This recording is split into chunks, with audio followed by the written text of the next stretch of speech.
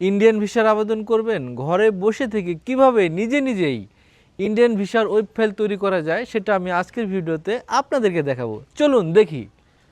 প্রথমে আমরা ইন্ডিয়ান আইভ্যাকের ওয়েবসাইটে যাব। ওয়েবসাইটে যা অনলাইন অ্যাপ্লিকেশন অ্যাপ্লাই অনলাইন এটাতে ক্লিক করব। নিয়ে যাওয়ার পর আমি কান্ট্রি রিজন বাংলাদেশ সিলেক্ট করব।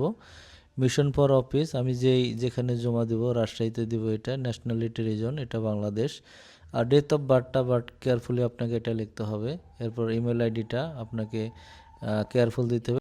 ভিজিটিং ইন্ডিয়া ফর T1 দিবেন। ক্যাপচা পূরণ করার পর নেক্সট পেজে নিয়ে যাবে। এখানে প্রথমে সারনেমটা দিতে হবে, তারপরে গিভেন নেম, তারপরে আপনি আপনার পাসপোর্টের ডাটা চেঞ্জ করছেন কিনা সেটা, জেন্ডারটা সিলেক্ট করে দিব।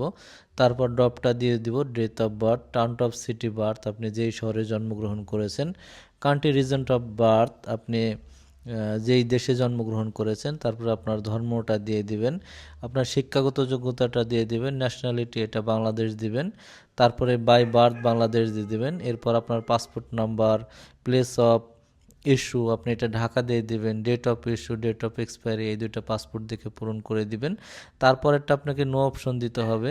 এরপর আপনি আপনার পাসপোর্ট নাম্বার দিবেন, এক্সপায়ারি অফ পাসপোর্ট ডেট, তারপর পাসপোর্ট নাম্বার, পাসপোর্ট ইস্যুর স্থান, পাসপোর্ট এক্সপায়ারি ডেট, এগুলো দেওয়ার পর আপনি নো করে সেভ এন্ড কন্টিনিউ ক্লিক করেন। তারপরে আবার আপনার এই ডিটেলস এখানে আসবে।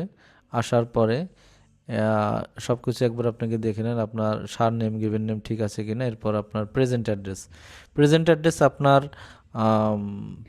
বিদ্যুৎ বিল যেভাবে রয়েছে ঠিক এইভাবেই কিন্তু আপনার প্রেজেন্ট অ্যাড্রেসটা লিখতে হবে।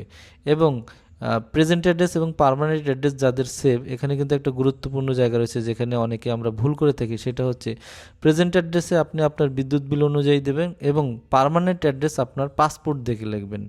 পাসপোর্ট দেখে পার্মানেন্ট অ্যাড্রেসটা সবাই লিখবেন এবং প্রেজেন্ট অ্যাড্রেসটা বিদ্যুৎ বিল দেখে লিখবেন। এরপর বাবার নামের ডিটেলস, তারপর মায়ের নামের ডিটেলস, এগুলো খুব ইজি, এগুলো আপনি ইচ্ছা করলেই লিখতে পারবেন, সমস্যা হওয়ার কথা না। ম্যারিটাল স্ট্যাটাস যদি আপনি বিবাহিত হন তাহলে ম্যারিড দিবেন, আর যদি বিবাহিত না হন তাহলে আপনাকে সিঙ্গেল দিতে হবে। আপনার মায়ের নামে আপনার মায়ের নাম, ন্যাশনালিটি লিখতে হবে মায়ের, ডেট অফ মানে জন্মস্থানটা আপনাকে লিখতে হবে। এরপর আপনি চলে যাবেন বৈবাহিক অবস্থা, যদি বিয়ে করে থাকেন সিঙ্গেল দিবেন না, যদি বিয়ে করেন তাহলে ম্যারিড দিবেন। তারপরে আপনার দাদা দাদি কেউ পাকিস্তানের কিনা সেখানে অবশ্যই নো দিয়ে দিবেন, ইয়েস দিলে কিন্তু ভিসার পসিবিলিটি নাই নাই বললেই চলে। আচ্ছা, এরপরে আপনাকে ঠিক করতে হবে আপনার বর্তমান আপনি কি করেন। যদি আপনি ব্যবসা করে থাকেন তাহলে আপনাকে বিজনেস দিতে হবে, যদি আপনি চাকরি করে থাকেন তাহলে প্রাইভেট সার্ভিস আপনাকে দিতে হবে। আমরা প্রাইভেট সার্ভিসটা আমি যেই ওয়েব ফাইলটা তৈরি করছি কলেজের টিচার অকুপেশন আমি হিসাবে এটা দিব, কলেজ টিচার অথবা তার বিজনেস পারসন যেটা আপনি দেন সেটা দিতে পারেন, সমস্যা নেই। আমি এখানে কলেজ টিচারটা চলে আসছে, কলেজ টিচার দিয়ে দেব। এমপ্লয়ার নেম, সে যেই জায়গায় যে প্রতিষ্ঠানে নিয়োগপ্রাপ্ত সেটা নাম লিখতে হবে। Designation lecturer. অ্যাড্রেস ওই কলেজের অ্যাড্রেসটা আমি এখানে দিয়ে দিচ্ছি। ফোন নাম্বারটা ওই কলেজের একটা ফোন নাম্বার আমি দিয়ে দিচ্ছি। তারপরে আমাকে আবার এখান থেকে নেক্সট পেজে আমাকে নিয়ে যাবে। এখানে ফোন নাম্বারটা দেওয়া হয়নি, ফোন নাম্বারটা কালেক্ট করার পরে আমি দিলাম। তারপরে সেভ এন্ড কন্টিনিউ দেব। সেভ এন্ড কন্টিনিউ দেওয়ার পর আমি ওখানে ভিজিটেড ফর এখানে আমি কলকাতা দেব। কলকাতা অথবা ওয়েস্ট বেঙ্গল শিলিগুড়ি এটা আমাকে এখানে সিলেক্ট করতে হবে, যেহেতু ওই সমস্ত জায়গাতেই মূলত ঘোরার জন্য যাওয়া হয়। আর প্লেস অফ ভিজিটেড হোটেল শালুজা এখানে দেওয়া হয়েছে, হোটেল শালুজা মানে আমি ফুল অ্যাড্রেসটা এখানে লিখে দিচ্ছি, হিলকার্ট রোড। ওই অ্যাড্রেসটা আপনারা অনলাইনে গেলেই পাবেন। ডিউরেশন অফ ভিসা এখানে 12 দিতে হবে এবং এটা সিঙ্গেল না দিয়ে এটা আপনাকে করতে হবে মাল্টিপল। এবং বাই রোড আমি এখানে চ্যাংরাবান্ধা দিয়ে দিচ্ছি, আপনারা আপনাদের ইচ্ছে মতো এখানে দিয়ে নেবেন। আশা করি কোনো প্রবলেম হওয়ার কথা না। হ্যাভ ইউর ভিজিটেড ইন্ডিয়া, যেহেতু এটা একটা ফ্রেশ পাসপোর্ট, সে কখনো যায়নি, এর জন্য আমি এখানে নো দিয়েছি। এবং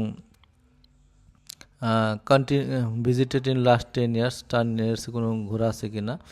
তারপরে রেফারেন্স ইন বাংলাদেশে রেফারেন্স এবং ইন্ডিয়াতে রেফারেন্স ইন ইন্ডিয়া আমি যে হোটেলে ছিলাম সেই হোটেলের ফুল অ্যাড্রেসটা এখানে আমি দিয়ে দিব, hotel Shaluja hill cart road. West Bengal Kolkata. West বেঙ্গলটা হচ্ছে ওদের স্টেট, আর ডিস্ট্রিক্টের নাম হচ্ছে কলকাতা। এখানে ওই হোটেলের ফোন নাম্বারটা এবং আমি দিয়ে দেব।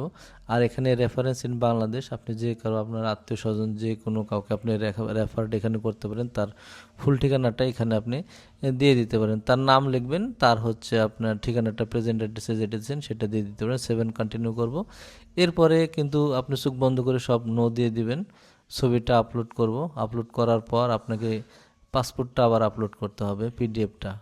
পাসপোর্ট এবং ছবি আপলোডের সময় অবশ্যই মনে রাখবেন ছবিটা যেন 350 পিপিআই সর্বনিম্ন হয়।